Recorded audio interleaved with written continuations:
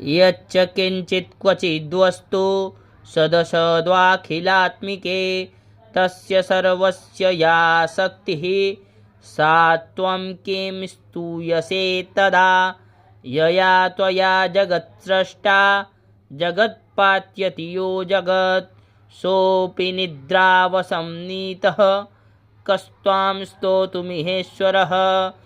विष्णुः शरीरग्रहण महमीशान एव च कारितास्ते यतो तस्त्वां कस्तोतुं शक्तिमान् भवेत्।